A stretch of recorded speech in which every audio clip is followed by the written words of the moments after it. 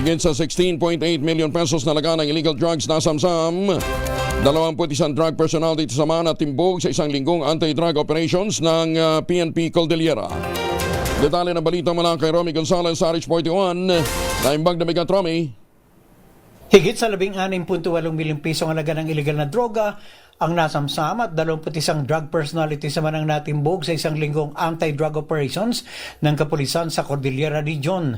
Naglunsad ng 49 na operasyon ang mga operatiba ng Police Regional Office Cordillera Administrative Region na nagresulta sa pagkakakumpiska ng 70,855 fully grown marijuana plants, 1,500 marijuana seedlings, 20,133.70 gramo ng dahonet at namumungang marijuana, 3.79 na gramo ng marijuana cash, 55.73 ml na marijuana oil at 23.74 na gramo ng shabu na may kabuang halaga na 16,817,406 pesos.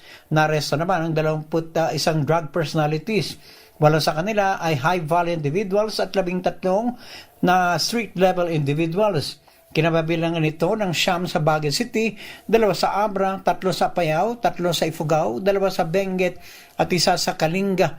Ang matagumpay na operasyon ay bahagi ng pinaigting na kampanya ng Cordillera PNP para tuluyang mapuksa ang illegal drug activities sa rehiyon.